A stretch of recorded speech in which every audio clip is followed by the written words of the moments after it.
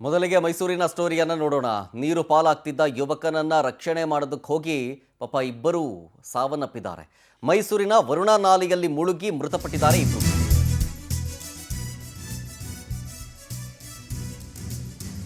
ಯುವಕ ನೀರಿನಲ್ಲಿ ಮುಳುಗ್ತಾ ಇದ್ದಾನೆ ಅಂತ ಅನ್ನೋದನ್ನ ಗಮನಿಸಿದ ಇಬ್ಬರು ಯುವಕರು ಆ ಯುವಕನನ್ನ ಮತ್ತೊಬ್ಬ ಯುವಕನನ್ನ ರಕ್ಷಣೆ ಮಾಡೋದಕ್ಕೆ ಹೋಗಿ ಸಾವನ್ನಪ್ಪಿದ್ದಾರೆ. ಮೈಸೂರಿನ ಬಡಗಲಹುಂಡಿ ಗ್ರಾಮದ ನಂದನ್ ಮತ್ತು ರಾಕೇಶ್, ಅದರಲ್ಲಿ ರಮೇಶ್ ಪುತ್ರ ನವವಿವಾಹಿತ 25 ವರ್ಷದ ನಂದನ್ ಅನ್ನೋರು, ಜೊತೆಗೆ ಇವರ ಸಹೋದರನ ಪುತ್ರ 20 ವರ್ಷದ ರಾಕೇಶ್, ಇಬ್ಬರು ನೀರ್ಪಾಲಾಗಿದ್ದಾರೆ. ನೋಡಿ, ಮಂಜು ಅನ್ನೋರು ನೀರಿನಲ್ಲಿ ಮುಳುಗ್ತಾ ಇದ್ರು. ಅವರನ್ನ ರಕ್ಷಣೆ ಮಾಡೋದಕ್ಕೆ ಇನ್ನಿಬ್ಬರು ಹೋಗಿ ಅವರು ಸಾವನ್ನಪ್ಪಿದ್ದಾರೆ. ಮಂಜು ಬದುಕುಳಿದ್ರು, ಆದರೆ ಕಾಪಾಡಕ್ಕೋದಂಥ ಈ ಇಬ್ಬರು ಈಗ ನೀರು ಪಾಲಾಗಿದ್ದಾರೆ. ನಿನ್ನೆ ಸಂಜೆ ಆಗಿರುವಂಥ ಘಟನೆ ಇದು. ನಿನ್ನೆ ಸಂಜೆ ವರುಣಾ ನಾಲೆಯಲ್ಲಿ ಈಜೋದಕ್ಕೆ ಅಂತ ಮಂಜು ಹೋಗಿರ್ತಾರೆ. ಮಂಜು ನೀರಿನಲ್ಲಿ ಮುಳುಗ್ತಾ ಇರೋದನ್ನು ಈ ಇಬ್ಬರು ಸಹೋದರರು ನೋಡಿದ್ದಾರೆ. ಗೊಬ್ಬರ ತಗೊಂಡು ನಾಲೆ ಮೇಲ್ಭಾಗಕ್ಕೆ ಹೋಗ್ತಾ ಇರ್ತಾರೆ ಸಹೋದರರು, ಆಗ ನೋಡಿದ್ದಾರೆ. ಆತನನ್ನು ರಕ್ಷಣೆ ಮಾಡೋದಕ್ಕೆ ಇಳಿದಂತಹ ಈ ನಂದನ್ ಮತ್ತು ರಾಕೇಶ್ ಇವರಿಬ್ಬರು ನೀರು ಪಾಲಾಗಿದ್ದಾರೆ. ಅದರಲ್ಲಿ ಪಾಪ ನಂದನ್ 15 ದಿನಗಳ ಹಿಂದೆಯಷ್ಟೇ ಲವ್ ಮ್ಯಾರೇಜ್ ಆಗಿದ್ರು, ಪ್ರೀತಿಸಿ ಮದುವೆ ಆಗಿದ್ರು. ಕೇವಲ 15 ದಿನ ಆಗಿತ್ತಷ್ಟೇ ಈತ ಮದುವೆ ಆಗಿ. ಚನ್ನಪಟ್ಟಣದ ಮೂಲದ ಯುವತಿಯ ಜೊತೆಗೆ ಮದುವೆ ಆಗಿರ್ತಾರೆ ನಂದನ್. ಬಟ್ ಈಗ ಬದುಕುಳಿದಿಲ್ಲ. ಪಾಪ ಒಬ್ಬರನ್ನು ರಕ್ಷಣೆ ಮಾಡೋದಕ್ಕೆ ಹೋಗಿ ಮತ್ತೊಬ್ಬರು ಪ್ರಾಣ ಕಳ್ಕೊಂಡಿದ್ದಾರೆ. ಮೈಸೂರಿನ ವರುಣಾ ಪೊಲೀಸ್ ಠಾಣಾ ವ್ಯಾಪ್ತಿಯಲ್ಲಿ ನಡೆದಿರುವಂಥ ಪ್ರಕರಣ ಇದು. ಈಗ ಕುಟುಂಬಸ್ಥರ ಆಕ್ರಂದನ ಮುಗಿಲು ಮುಡ್ತಾ ಇದೆ. ಮಂಜು ಅನ್ನೋರನ್ನ ರಕ್ಷಣೆ ಮಾಡೋದಕ್ಕೆ ಹೋಗಿ ನಂದನ್ ಮತ್ತು ರಾಕೇಶ್ ಅವರಿಬ್ಬರು ನೀರ್ಪಾಲಾಗಿದ್ದಾರೆ. ಮಂಜು ಬದುಕುಳಿದಿದ್ದಾರೆ ಅನ್ನೋ ಮಾಹಿತಿ ಇದೆ. ಬಟ್ ಈ ಇಬ್ಬರು ನೀರ್ಪಾಲಾದರು. ಇಬ್ಬರು ಕೂಡ ಇನ್ನು ಏಜ್ ಇರೋರು, 25ರಿಂದ 28 ಆಸುಪಾಸಿನ ಈ ಇಬ್ಬರು ಯುವಕರು.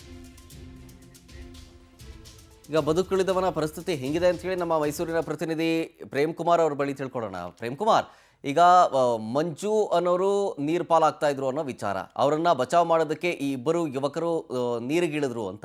ಈಗ ಬದುಕುಳಿದವರ ಪರಿಸ್ಥಿತಿ ಹೆಂಗಿದೆ? ಜೊತೆಗೆ ಈ ವಿಚಾರಕ್ಕೆ ಸಂಬಂಧಪಟ್ಟಂತೆ ಐ ವಿಟ್ನೆಸ್ ಅಥವಾ ಡೈರೆಕ್ಟಾಗಿ ನೋಡಿದವ್ರು ಏನು ಹೇಳ್ತಾ ಇದ್ದಾರೆ ಅಂತ? ಸರ್, ಏನು ಮೈಸೂರು ಜಿಲ್ಲೆಯ ವರ್ಣಕೆರೆಯಲ್ಲಿ ಇಂತಹದೊಂದು ಹೃದಯ ವಿದ್ರಾವಕ ಘಟನೆ ನಡೆದಿರುವಂತದ್ದು. ಮಂಜು ಎಂಬ ಬಾಲಕ ಏನು ನೀರಿನಲ್ಲಿ ಇಳಿದು ಈಜುತ್ತಿರುವಂತಹ ಸಂದರ್ಭದಲ್ಲಿ, ಆಳ ಗೊತ್ತಾಗದಿರುವಂತಹ ಸಂದರ್ಭದಲ್ಲಿ ನೀರಿಗೆ ಇಳಿದಿದ್ದಾನೆ. ಅವಾಗ ನೀರಿನಲ್ಲಿ ಮುಳುಗುತ್ತಿದ್ದನ್ನ ರಾಕೇಶ್ ಮತ್ತೆ ಇವ್ರನ್ನ ಸಹೋದರರು ನೋಡಿದಂತ ಸಂದರ್ಭದಲ್ಲಿ ಮಂಜುವನ್ನ ರಕ್ಷಣೆ ಮಾಡೋದಕ್ಕೆ ಇಬ್ಬರು, ಚಂದನ್ ಮತ್ತೆ ರಾಕೇಶ್ ಇಬ್ಬರು ಕೂಡ ನೀರಿಗೆ ಇಳಿದಿದ್ದಾರೆ. ಒಬ್ಬರೊಬ್ಬರು ಕೈಯನ್ನ ಹಿಡಿದು ಅವರನ್ನ ಮಂಜುವನ್ನ ಕಾಪಾಡುವಂತ ನಿಟ್ಟಿನಲ್ಲಿ ಕೂಡ ಮಂಜುವನ್ನ ಕೂಡ ಬದುಕಿಸುವಂತ ಕೂಡ ಪ್ರಯತ್ನ ಪಟ್ಟಿದ್ದಾರೆ. ಆದ್ರೆ ಮಂಜು ತರಕ್ಕೆ ತಂದು ಎಳೆದಂತ ಸಂದರ್ಭದಲ್ಲಿ ಕೂಡ ಅವರಿಗೆ ಆಳ ಅಂದ್ರೆ ರಾಕೇಶ್ ಮತ್ತೆ ಚಂದನ್ ಏನಿದ್ದಾರೆ ಅವರಿಬ್ಬರಿಗೂ ಕೂಡ ಆಳ ಗೊತ್ತಾಗದ ಹಿನ್ನೆಲೆಯಲ್ಲಿ ಕೂಡ ಅವರು ಸಡನ್ ಆಗಿ ಅಂದ್ರೆ ಅವರ ಮಣ್ಣು ಕೆರೆಯಲ್ಲಿ ಮಣ್ಣನ್ನು ತೆಗೆದಿರುವಂತ ಹಿನ್ನೆಲೆಯಲ್ಲಿ ಕೂಡ ಆಳ ಗೊತ್ತಾಗಿಲ್ಲ. ಹಂಗಾಗಿ ಕೂಡ ಇಬ್ಬರು ಸಹೋದರರು ನೀರಿನಲ್ಲಿ ಮುಳುಗಿ ಸಾವನ್ನಪ್ಪಿದ್ದಾರೆ. ನೀರಿನಲ್ಲಿ ಮುಳುಗುತ್ತಿದ್ದಂತ ಮಂಜುವನ್ನ ಕಾಪಾಡಿ ಇಬ್ಬರು ಸಹೋದರರು ಸಾವನ್ನಪ್ಪಿರುವಂತದ್ದು. ಇದನ್ನು ಕೂಡ ನಿನ್ನೆಯಷ್ಟೇ ಸಂಜೆ ಕೂಡ ನಡೆದಿರುವಂತದ್ದು. ಸ್ಥಳೀಯರು ಅಕ್ಕಪಕ್ಕದಲ್ಲಿ ಯಾರು ಇಲ್ಲದಂತ ಕಾರಣದಿಂದ ಕೂಡ ಅವರನ್ನ ರಕ್ಷಣೆ ಮಾಡೋದಕ್ಕೆ ಯಾರು ಕೂಡ ಮುಂದಾಗಿಲ್ಲ. ಸ್ವಲ್ಪ ದೂರದಲ್ಲೇ ಕೂಡ ದೋಣಿ ವಿಹಾರ ಇರುತ್ತೆ. ದೋಣಿ ವಿಹಾರದಿಂದ ಅಲ್ಲೂ ಬರೋದಕ್ಕೆ ಯಾರು ಕೂಡ ಸಾಧ್ಯ ಆಗೋದಿಲ್ಲ.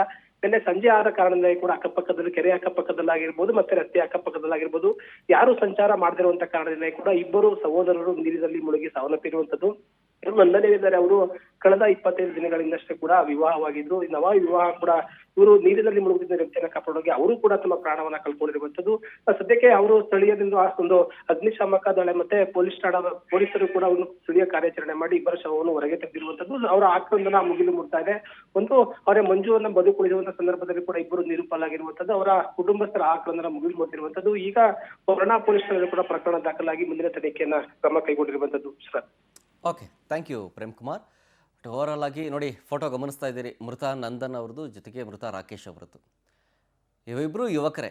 ಅದರಲ್ಲಿ ನಂದನ್ ಈಗಷ್ಟೇ ಒಂದು 15-20 ದಿನದ ಹಿಂದೆಯಷ್ಟೇ ಪ್ರೀತಿಸಿ ಮದುವೆ ಆಗಿದ್ರು. ಮದುವೆ ಆಗಿ ಇನ್ನೂ ಸಾಕಷ್ಟು ಕನಸುಗಳನ್ನು ಕಟ್ಕೊಂಡಿದ್ರು ನಂದನ್.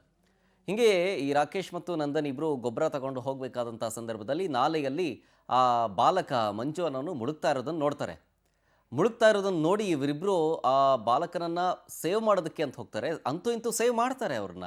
ಆದರೆ ರಾಕೇಶ್ ಮತ್ತು ನಂದನ್ ಅಲ್ಲಿ ಆಳ ತಿಳಿದೆ ಮಣ್ಣು ಕಾಲಿಗೆ ಸಿಕ್ಕಾಕೊಂಡು ಇಬ್ಬರು ನೀರು ಪಾಲಾಗಿದ್ದಾರೆ.